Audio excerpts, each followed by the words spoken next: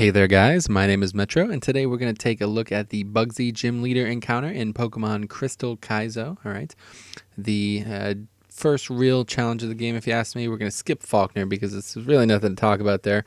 Bugsy though has some real threats on the team, especially Shuckle and Scyther. Okay, so I'm going to show you guys how I take them on to what I believe to be a 100% win condition. So far that I've been able to beat him with just 4 Pokemon a few times. So we're going to take a look at that in the video. On the screen you see his team. I am level 29 on all my Pokemon. I play this a lot like I play Reborn, where I set hard level caps for me. So 30 is absolutely the cap. If I were to go over 30, I would reset. So I just did 29, and I think at one point I leveled to 30 with Xatu, but yeah, that's totally fine, and I think it's a fair level cap. So I'd encourage you guys to do the same, because obviously the early game would be 100% trivial if you just grinded another 5 levels on each Pokemon. So let's go ahead and talk about the team a little bit here. We have a pretty well balanced team, something I feel for every one of his Pokemon. Elekid, Xatu, Charmeleon, Larvitar, Primeape, and Omanyte. Now Omanyte and Xatu really do carry the team. They're really important, so if you're gonna build around those two, I would say that would be fair. But the other 4 don't really matter. I don't actually use 2 out of them in the first battle here. We're gonna show you some ways that the early game can go wrong. As you guys hopefully know, the first Pokemon is the most important. If you struggle to take that one out and you're behind a player before you even get to the second one, or he uses items or things don't go well, then you're gonna struggle. So I'm gonna show you two ways that things don't go right for me right off the bat. Thunder Punch. Now Butterfree, as you saw before, does have Sleep Powder, and he manages to hit it. That's an instant reset for me. I'm not even going to try to salvage this. Well, I think I do, but I lose. And then the next battle, I come out and I actually crit him, which is not something I want to show in the recording because that's just not really fair. But yeah, I do go hard matchup here. The Elekid is on the team for this sole purpose, taking out the Butterfree. Butterfree has some pretty good counters to all my other Pokemon, so I feel like a Thunder type, Electric type is the best option with Thunder Punch. Maybe you can go a different way. You obviously don't need to use Elekid either. I would say Flaffy's probably good too. I think there was a Pikachu in the game, but I haven't seen it, or maybe it's been removed, I'm not sure. Either way, I think this is the best play. He has Giga Drain, which is obviously very difficult to match up against with any rock Pokemon. And other than that, I'm not really sure what you would use. I guess another flying type. At this point, I probably could have just went with Xatu here. I'll show you a little bit later why he's so strong, but I like this matchup here since I'm going to have 6 Pokemon anyway. Might as well do it this way. Now, part of the difficulty here is obviously getting the Pokemon up to this level. I really struggled to do this sub 27-ish. I was able to do it with all 27s. 28 was a little bit more comfortable, but 29, since I'm kind of setting this benchmark for myself, I kind of like that number anyway, so we went with 29 for the whole team. You can do it, whichever variants you want. I've seen people do it with like 32-ish.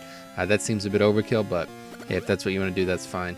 Now, Butterfree does have a healing ability there, the Gold Berry, so you're just going to have to eat through that. Just understand that. As long as Thunder Punch does about 75% of his health, then you're going to 2-shot him very easily with the Elekid, and that's what the strategy entails here. We just want to get 1-for-1 out of every matchup possible, and in many cases I'll actually get way more than 1-for-1. So now it's Dunsparce, normal type. This guy's particularly bulky, so you definitely want to have a strong Primeape here. I don't really know what other option there is in the game at this time for fighting types. In fact, I don't think there is any. So I would really say Primeape is mandatory. I was able to catch him there's a few different places you can catch him. I think you can get him in the tower, though. I think it's where I got him, the Sprout Tower. And as you see here, you get paralyzed, no big deal. His moves don't really impact the strategy too much. In fact, Double Edge really helps the strategy, just in case you kind of get a low roll. But I don't think with the damage I'm outputting, the roll actually matters. So there you go. Primeape easily takes him out in 2 hits. Once again, well over 1-for-1 there, although the paralyzed does make him pretty useless. Now, next up is Ariados here for this matchup. This is easily his weakest Pokemon, in my opinion. 9 times out of 10, I'm able to one-shot him with the roll I have currently. It may be high, I'm not sure. It may be that I'm 29 as well, I don't know. But Xatu, as I said here, is absolutely going to carry the strategy, mostly because he outspeeds pretty much everything on the team here, and minus Scyther, obviously, but you don't really need him to outspeed Scyther. and then he just does a good amount of damage, like starting with Drill Peck and Psybeam. Those are the moves he starts with. So just make sure he is a Xatu, and I think you're going to be alright in this gym. You could even just get 2 Xatus if you're really struggling, and you can probably even just keep them under leveled. But they are so good, it's unbelievable. Now Shuckle, here we go. This is the most difficult, but it's really not difficult.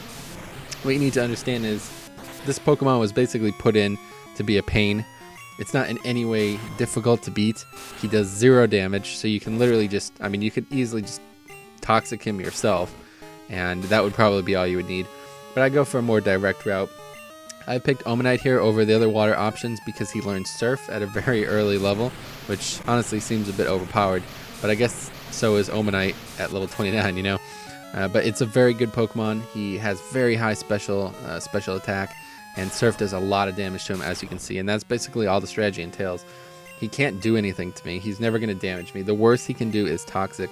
I opt for a no item to show you guys this no items used, which may not be the way I beat all the trainers, but since money is in short supply, I have pretty much 0 money at this point because of how many times I've lost to him. Yeah, I just wanted to show you guys how to beat him with no items, and this should be pretty easy to do. The only thing you really need to worry about is the Toxic. There are options like Paralyze or a Poison Cure Berry and antidotes out there that you can get without having to spend any money though. So if you're really frustrated, you can do that. But I'm going to show you guys in the next attempt here. I show where I beat him with the poison happening, and it's not relevant. I can still win the battle easily. It's not even that, like, see, he does miss. It's that I don't know why it misses. I think it's that like Gen 1 and 2 thing that for some reason you avoid status. I'm not really sure how it goes, but either way, the Surfs are just all you need. It takes a while. He's got a lot of health. He uses a lot of healing items, but this is a good thing. You want him to bait out these healing items. If for some reason you got to Scyther with the healing items still intact, I feel like this battle would be very, very, very difficult. The Pokemon that he has that do a ton of damage, if they get healed to full, they're really going to crush you. So you need to be able to get these healing items out of the way here. So honestly, this was put in, you know, Sinister Hooded Figure put this in to be a pain, but it's actually a really good thing. It makes the fight a lot easier. If you just put like another crazy bug Pokemon here, this whole strategy would pretty much be null and void. You'd have to completely rethink how you were going to approach the last 2 Pokemon. But in my opinion, once you complete Shuckle, that's pretty much everything. There's really not much left to do. It's pretty much easy 1-for-1s. And as you see, Omanyte, even though he's poisoned, I just push through that. There's no point in even healing him or even considering the poison. By the time he dies from it, Shuckle will be long dead. Now, his last few Pokemon can just be hard countered. There's nothing about Pinsir that is surprising. I showed his moveset. It is a little bit dangerous to some counters. He's got like a few, he does have Rock Slide here, so Xatu dodges it. Or actually, I think I one-shot him here. Do I one-shot him here? Either way, his Pinsir is not particularly difficult. I am 30 though, so maybe, you know, that's a misstep. I nearly finished him there, and he uses Seismic Toss instead of Rock Slide, which I guess is just a good roll. It doesn't really matter. Rock Slide wouldn't finish me either. It happens in the next pull I have on this Morty or Bugsy. Morty. Anyway, yeah, so Xatu, as you can see, he just goes first, and he does a ton of damage, and that's all you need. Xatu's one of my favorite early game Pokemon. Honestly, I used him pretty heavily, or used him in the early game Rejuve stuff as well. And I think you'll always find this. Xatu is just a really diverse typing for the early game. He's a hard counter to a lot of types like Bug and Fighting and everything, basically, just because of his his typing and his moveset. And in this game, it's even more so. So I was able to get the one-shot on the Scyther there, which isn't normal. But I did get a little bit of a good draw here. So we're going to go through this all one more time, and we'll kind of take it a little bit slower and talk about matchup for matchup what you're looking for here.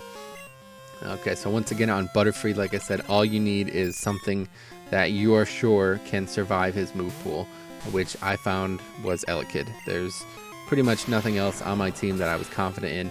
I guess I could have went with Charmeleon, but I feel like Elekid is just way stronger. He does way more damage. And that's kind of all we're after here. It's just something that can get him down in 2 shots. And obviously, you got to swerve the sleep powder. If it happens so early in this, I would probably just reset. Don't forget, you know, save states. A lot of people think they're cheap. Well, they are if you try to roll for crits, but you might as well just use them to your advantage here. If you get something like that, just go ahead and reset it. That's what I would do in Reborn anyway, you know, so it's not that big of a difference. Now, next up here is Dunsparce. This is always 1 and 2 for him. it's not really anything you need to worry about. Just make sure you have a Primeape early. I don't think there's really any other option. Fighting wise, if there is, you can probably get away with it, but they're not difficult to catch. Just caught him in the tower. I think it was kind of rare, but I did eventually end up catching it. And yeah, there was nothing really to talk about there. You just got to get a fighting move on him every turn, 2 turns in a row, and that's everything. If not, he's a very sticky Pokemon, one that you're going to struggle to get out the field. He's got a lot of health, and I think a lot of defense as well. Now Ariados, once again, just a free pass. This is basically 5v6 if you ask me. Ariados is extremely weak. I have not actually found out any reason to be scared of this guy. If you guys have, let me know. Tell me why Ariados is giving you fits, but I could probably take him out with any of my Pokemon, even Primeape or Elekid. Like, it just doesn't seem like he does anything. He seems to have way less health than the others, and I don't know. Nightshade, like, come on. That's his best move. Is that really what he's going to do? It does nothing. I guess it's because it's a ghost type move. It's the AI kind of like cycling. You know, it thinks it's a good idea, but that was really stupid. Surely any of his other moves would have been better. But yeah, that's going to be that. Like I said, Ariados, free pass. Just put it in anything that's going to be super effective against it, and you'll take it out. Now, his last 3 are certainly a bit more challenging. So for Shuckle, the options I considered, like I said, was just Toxic Stalling with Oddish, which I would have leveled up if I wanted to do that. I didn't like that idea though, because it seems, I don't know, I don't really like to play that way unless you absolutely have to. So what I did here was just kind of get his only real options here are Rock and Water. Like, you don't have a lot of choices against a Shuckle anyway. So as you see here, I get the poison, and I show you just how long I can actually survive. I sped it up pretty heavily here. Just for the sake of the length of the video, but so that's what, like 8 turns there, and I'm still fine with the poison, and Shuckle's still almost dead. So I have a Larvitar here. This is definitely one that's much harder to level up. You can use Geodude instead if you want for your 5th or 6th member here on this team if you need it. Geodude is once again in the Dark Cave, so is Larvitar, and they're both obviously very good to have early, especially when you're coming up against bug trainers. But all you really need here is either a good rock move or a good water move. And I found Omanyte, which you can catch right outside the Ruins of Alph, or I can never remember the name of that place, but the ruins on the way down to this route in this town. Yeah, you can catch one there. It seems to be a 50-50 chance between that and Kabuto or whatever.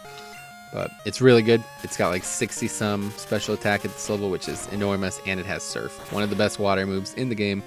So I don't see any reason to avoid using it unless you really, you're really stuck and you don't want to backtrack. In that case, I'm not going to be able to help you guys much. I like to play the game from a very tactical level. I like to always have Pokemon that I can easily counter things with. I'd rather spend more time training new Pokemon than trying to brute force it with my normal 6. And then for Pinsir, once again, I wouldn't say this is a free pass because he does a lot of damage, but it's an easily countered thing with a strong flying or even fire type probably.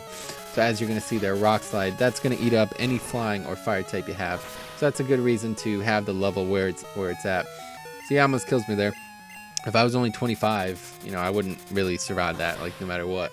So it is important to have the level advantage. I do feel like all these gyms are adequately, they're beatable when you have the level advantage. I don't know how the Elite Four is going to go because you can't get a level advantage, but I think for the most part you should play it that way. You should take the time to just get a little bit of a level advantage. Only 1 or 2 is all you need. Even the same level, you can probably do it. But I'm going for 100% win condition, so not trying to over level, trying to set a cap for myself.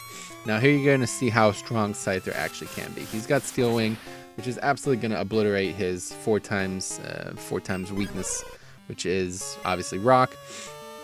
You're going to go in for a Rock 9 times out of 10, like if you see a Scyther and he's got Steel Wing, so that's going to be a very bad thing, coupled with his incredible physical attack, And same there, I thought I could outspeed, which I cannot on Xatu. Scyther is very fast, probably faster than any Pokemon you'll have.